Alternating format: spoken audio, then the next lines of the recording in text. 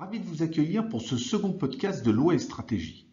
Au cours de ce podcast, nous allons traiter des inexécutions contractuelles en faisant un focus sur les mesures spécifiques applicables aux pénalités prises en lien avec l'épidémie de Covid-19. Je suis ravi d'accueillir sur ce second podcast Jessica Ramon, qui est avocate au sein du cabinet et qui est avec nous depuis le début de l'aventure en septembre 2019. Bonjour à tous. Pour commencer, quelques mots sur Loi et Stratégie. Loi et Stratégie, c'est un cabinet d'avocats dédié aux relations contractuelles et à la négociation. Au sein du cabinet, nous traitons des questions de droit des contrats, de la concurrence, de la distribution et de la consommation. Nous croyons fermement que la maîtrise du cadre légal peut être un accélérateur des stratégies des entreprises. Nous avons pu mesurer que, s'il n'est pas une fin en soi, le droit peut constituer un levier puissant pour qui sait en maîtriser les subtilités. Pour en savoir plus, n'hésitez pas à visiter notre site www.loestratégie.com. Le sujet des inexécutions contractuelles est forcément un sujet d'actualité en période de crise.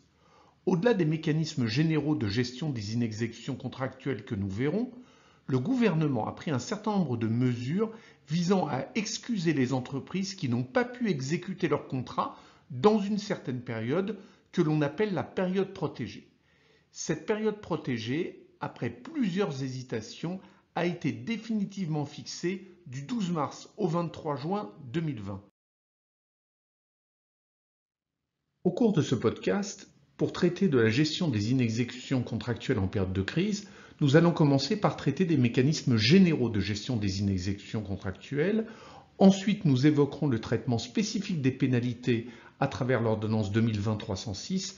Et enfin, nous ferons un tour d'horizon des précautions et mesures à prendre. Alors pour commencer, un rappel des différents mécanismes légaux à votre disposition en cas d'inexécution contractuelle. Donc tout d'abord, quelques mots sur la force majeure qui peut être invoquée dès lors que vous êtes complètement empêché d'exécuter vos obligations contractuelles. Donc il y a eu de nombreuses interrogations sur la question de savoir si l'épidémie de Covid constituait en elle-même un événement de force majeure. Mais en réalité, quand on s'intéresse aux effets de l'épidémie sur l'activité des entreprises, on se rend compte finalement que ce sont davantage les mesures gouvernementales qui ont été prises qui peuvent être considérées comme un événement de force majeure. Un autre mécanisme que vous pouvez invoquer, c'est l'imprévision, qui permet de demander une renégociation de votre contrat dans l'hypothèse où l'épidémie ou les mesures gouvernementales ont rendu l'exécution de vos obligations plus onéreuse.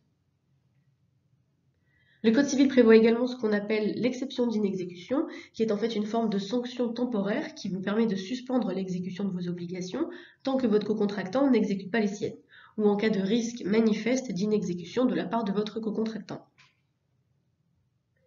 On a également la résolution unilatérale pour manquement grave. Donc, comme son nom l'indique, elle doit être justifiée par une inexécution d'une particulière gravité de la part de votre cocontractant. Et le principal risque de la résolution unilatérale, c'est que votre cocontractant peut engager une action en justice s'il considère que la résolution n'est pas justifiée. Et enfin, assez classiquement, la résolution judiciaire qui implique d'engager une action en justice afin de demander au juge de constater la résolution du contrat. Donc l'ensemble de ces mécanismes n'a pas été impacté par l'ordonnance 2020-306 dont nous allons parler plus en détail et sont donc invocables même pendant la période protégée, contrairement à la clause résolutoire et à la clause pénale. Comme le disait Jessica, il y a deux mécanismes qui ont été affectés par l'ordonnance du 25 mars 2020. Premier mécanisme, c'est la clause résolutoire. La clause résolutoire, c'est la clause que vous avez au sein de vos contrats et qui prévoit la manière dont on va pouvoir résilier le contrat en cas de non-respect de ce contrat. Et puis, la clause pénale, c'est un autre mécanisme, c'est celui qui fixe la somme en cas d'inexécution des contrats. Finalement, qu'est-ce que l'autre partie va devoir en cas d'inexécution des contrats? Et on a considéré que ces deux mécanismes qui devaient vivre normalement, on va dire en période habituelle, ne devaient pas vivre de la même façon pendant la période protégée, c'est-à-dire la période où on considère que l'épidémie du Covid-19 a eu de véritables effets sur la capacité à exécuter les contrats. Après avoir traité des mécanismes généraux d'inexécution contractuelle, nous allons maintenant évoquer le traitement des pénalités telles que prévues par l'ordonnance 2020-306 du 25 mars 2020, ordonnance qui a été prise dans le cadre de l'épidémie de Covid-19. Bien évidemment, le sujet des pénalités est un sujet extrêmement sensible. Appliquer une pénalité, c'est caractériser un contrat qui ne s'est pas exécuté comme prévu. C'est un constat d'échec. Par ailleurs, dans certains secteurs, dont notamment le secteur des relations fournisseurs-distributeurs, les pénalités représentent des sommes extrêmement importantes et la plupart des contrats prévoient de nombreuses dispositions au sujet des pénalités. La pénalité, elle, n'échappe pas à l'encadrement général prévu en matière d'équilibre du contrat. On va donc rechercher en matière de pénalité si celles-ci ne peuvent pas relever de la notion de déséquilibre significatif. Autrement dit, est-ce que la pénalité concernée est considérée comme la soumission ou la tentative de soumission à des obligations créant un déséquilibre significatif dans les droits et obligations des parties? Nous considérons qu'en application de l'article L442-1 du Code de commerce, celui qui traite du déséquilibre significatif, la pénalité doit répondre à un triple examen. La pénalité, elle doit être légitime dans son principe, elle doit être juste dans son montant et elle doit être non critiquable dans son exécution. Ceci pose bien évidemment la question de la négociation du contrat. Le contrat a-t-il pu être librement négocié au sujet de la pénalité? Plus précisément, pour les pénalités logistiques dans les relations avec la grande distribution, la Commission d'examen des pratiques commerciales, CEPC, a émis une recommandation 1901 que je vous encourage tous à lire, même si vous ne travaillez pas dans le secteur des relations entre les industriels des produits de grande consommation et la grande distribution, car cet avis est riche d'enseignements. En effet, la CEPC est un organisme paritaire et ce texte est un compromis entre fournisseurs et distributeurs. La CEPC précise par exemple, en matière de pénalité, que les parties doivent déterminer des montants de pénalité en respectant la proportionnalité et la réciprocité dans la relation commerciale.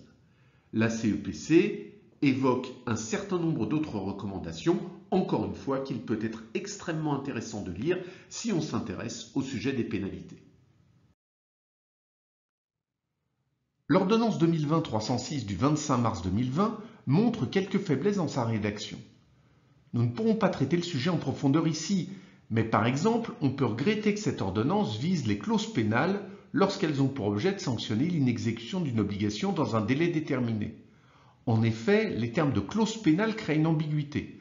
Par ailleurs, l'expression « l'inexécution d'une obligation dans un délai déterminé » peut prêter à confusion. Pour autant, nous considérons que la majeure partie des pénalités logistiques, et notamment les pénalités de retard et les pénalités pour manquant, devraient être considérées comme visées par le texte. En tout état de cause, les entreprises devront vérifier si, par rapport à leur situation, elles peuvent bénéficier des dispositions de l'ordonnance. Attention, l'application de cette ordonnance peut révéler de nombreux pièges. Sous ces réserves, nous vous proposons de voir ensemble comment la mécanique de l'ordonnance est censée s'appliquer. Concernant l'application pratique de l'ordonnance 2020-306, il convient de distinguer trois hypothèses. Première hypothèse, l'obligation devait être exécutée avant le 12 mars. Deuxième hypothèse, l'obligation devait être exécutée entre le 12 mars et le 23 juin. Enfin, troisième hypothèse, l'obligation devait être exécutée après le 23 juin 2020. On va s'intéresser dans ces trois hypothèses à la partie de l'obligation qui devait être exécutée pendant la période protégée, c'est-à-dire du 12 mars au 23 juin. Alors pour le premier exemple d'une obligation devant être exécutée avant le 12 mars, on a pris l'hypothèse d'une commande passée le 6 mars avec une livraison attendue le 9 mars et à défaut faisant courir des pénalités à compter du 10 mars 2020. En cas d'inexécution, les pénalités ont commencé à courir le 10 et le 11 mars, mais le 12 mars marque le début de la période protégée. Le cours des pénalités est donc suspendu et ne reprendra que le lendemain de la fin de la période protégée, donc le 24 juin 2020, si l'obligation n'a toujours pas été exécutée à cette date. Deuxième hypothèse, l'obligation doit être exécutée entre le 12 mars et le 23 juin, c'est-à-dire pendant la période protégée. Alors nous avons pris l'exemple d'une commande au 1er mars 2020 avec une livraison convenue au 30 avril et des pénalités le 1er mai. Comme cette obligation devait être exécutée, cette livraison devait être réalisée le 30 avril, elle est protégée et il y a une absence de prise d'effet des pénalités pendant cette période-là. En fait, la période qui est protégée, c'est celle qui se déroule entre le 12 mars et le 30 avril, soit un mois et 18 jours. Et en fait, ces 1 mois et 18 jours, on va les reporter après la fin de la période protégée, c'est-à-dire après le 23 juin, et les pénalités pourront commencer à s'exécuter le 11 août 2020. On voit bien ici qu'on regarde la période pendant laquelle il a été difficile d'exécuter les obligations, c'est-à-dire la période d'exécution qui a eu lieu pendant la période protégée, et on la reporte à la fin de la période protégée. Enfin, pour notre dernier exemple, nous avons pris l'hypothèse d'une commande passée le 1er juin, donc pendant la période protégée, avec une livraison attendue le 26 juin 2020 et à défaut faisant courir des pénalités le 27 juin. Ici aussi, les pénalités ne prennent pas effet immédiatement car on considère que l'exécution de l'obligation a été empêchée pendant la période qui va du 1er au 23 juin, donc pendant 22 jours, et on reporte ce délai de 22 jours à compter du 26 juin 2020. Donc les pénalités ne prendront effet que le 19 juillet si l'obligation n'a pas été exécutée à cette date. Petite précision concernant ce mécanisme de report, les obligations de somme d'argent dues après le 23 juin 2020 ne sont pas concernées. Une dernière remarque, et indépendamment des mécanismes prévus par l'ordonnance que nous venons de présenter, la CEPC a également travaillé sur une recommandation relative aux effets de la crise sur les contrats dans la grande distribution alimentaire. Elle y présente les bonnes pratiques à adopter par les partenaires économiques pendant et après la crise et évoque notamment le sujet des pénalités. Elle y invite les partenaires commerciaux à rechercher des solutions amiables, pouvant aller jusqu'à l'exonération des pénalités pour produits manquants ou retard de livraison, en fonction des situations. Elle préconise donc un traitement pragmatique et différencié des pénalités logistiques. Nous avons d'ailleurs publié un article au sujet de cette recommandation que vous pouvez retrouver sur notre site internet.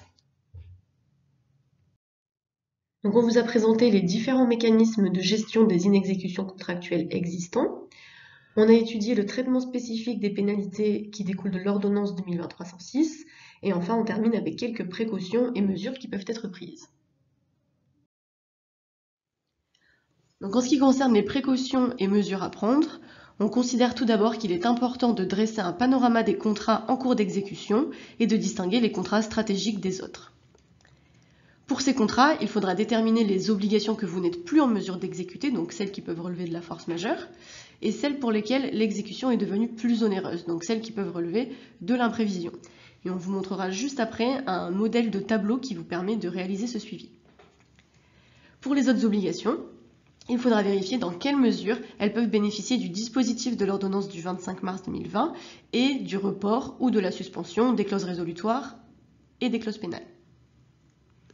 Alors on considère qu'il est aussi important de s'assurer que les informations nécessaires sont données aux clients et fournisseurs conformément aux obligations prévues au contrat et aux principes d'exécution des contrats de bonne foi. Il peut également être très utile de conserver une trace très précise de l'ensemble des conséquences que le Covid-19 a eues sur l'activité de l'entreprise. Alors si vous ne l'avez pas encore fait, il peut être intéressant de documenter cette période et de vérifier jour après jour ce qui s'est passé et comment vous avez fait pour exécuter les contrats, mais également gérer l'entreprise pendant cette période. Ça peut être très utile en cas de contentieux. Et enfin, il faudra s'assurer que pour tous les contrats à conclure, les conséquences de la situation actuelle sont bien précisément décrites et qu'il en est de même pour tous les contrats qui viendraient être renouvelés pendant cette période. Concernant les précautions et mesures à prendre, il est vraiment important d'avoir une bonne méthodologie. Là, on vous a mis l'exemple d'un tableau qu'on a pu conseiller à certains de nos clients pour suivre les contrats en période de crise. Quelles questions on doit se poser par rapport à ses propres obligations et obligation par obligation? Est-ce que j'ai été empêché de l'exécuter? Et je peux peut-être donc faire appel au concept de force majeure. Est-ce que l'obligation a été plus onéreuse à exécuter pour moi? Et je peux peut-être faire appel au concept d'imprévision. Ou est-ce que simplement cette obligation, je dois l'exécuter? Je peux me poser les questions pour moi, mais également, bien évidemment, pour mes clients et pour mes fournisseurs. Voilà un exemple de tableau de suivi pendant la période de crise. En matière de gestion des pénalités, c'est aussi important d'avoir une bonne méthodologie. Alors là, on vous a donné l'exemple d'un tableau qui n'est pas spécifique à la crise. C'est un tableau un peu résumé, simplifié de suivi des pénalités. Ça, c'est un tableau qui peut très bien circuler au sein de l'entreprise, dans une entreprise qui aurait à payer beaucoup de pénalités, qui aurait prévu des contrats avec beaucoup de pénalités, pour que tout le monde puisse suivre les pénalités de la même manière. Donc finalement, on va décortiquer le contrat, article par article visant des pénalités, on va les déterminer, on va transmettre à chacun les modalités d'application, comment l'entreprise considère qu'elle doit appliquer la clause, on va voir les pénalités qu'on reçoit, et puis traiter derrière des courriers types. On peut avoir une batterie de courriers auxquels on peut faire appel quand effectivement on reçoit les pénalités en question. Quand je dis tableau simplifié, on peut aller beaucoup plus loin avec des procédures beaucoup plus complexes de suivi de ces pénalités pour s'assurer que l'on a bien traité les pénalités comme on doit les traiter. Nous voulions évoquer avec vous les contrats conclus dans un contexte international. Pour ces contrats, il faut vérifier la loi applicable qui peut prévoir des dispositions assez différentes de la loi française. À ce propos, nous avons réalisé une étude internationale avec notre réseau de 7 cabinets partenaires. Vous pourrez retrouver cette étude sur notre site internet. Concernant la loi applicable dans certains contrats de vente internationale de marchandises, la Convention de Vienne s'appliquera. Attention, la Convention de Vienne prévoit des dispositions spécifiques de traitement des situations de crise, comme l'article 79 qui prévoit des dispositions équivalentes à la force majeure, et l'article 71 qui est une sorte d'exception d'inexécution. Si le contrat est soumis à une loi étrangère, ceci suffit-il à écarter les dispositions de l'ordonnance du 25 mars 2020 relative aux pénalités? Le gouvernement s'est prononcé sur ce sujet à travers la circulaire du 17 avril 2020. Il a considéré que les dispositions de la loi française pourraient être considérées comme une loi de police qui devrait s'appliquer indépendamment de la loi applicable au contrat dès lors qu'il y a un rattachement suffisamment fort à la France. Bon, il existe un petit débat en la matière car dans le même temps, la circulaire indique que selon elle, les parties peuvent renoncer aux dispositions de report et de suspension des pénalités. Il est rare de voir des dispositions que les parties pourraient volontairement écarter et qui, dans un même temps, seraient de nature à s'opposer à la loi choisie par les parties. Autrement dit, le juge pourrait imposer la loi française, sauf si lors du choix de la loi étrangère, les parties ont indiqué qu'elles renonçaient aux dispositions de l'ordonnance du 25 mars 2020. Ceci nous semble assez incongru, mais on verra ce qu'en disent les tribunaux. On était ravis de pouvoir évoquer ce sujet d'actualité sur la question effectivement des mécanismes de gestion des contrats pendant la période de crise et plus spécifiquement des textes relatifs aux pénalités. Voilà, on espère que ça a été utile pour vous et on est bien évidemment à vos dispositions si vous avez des questions à nous poser. Un grand merci à tous pour votre attention et à bientôt.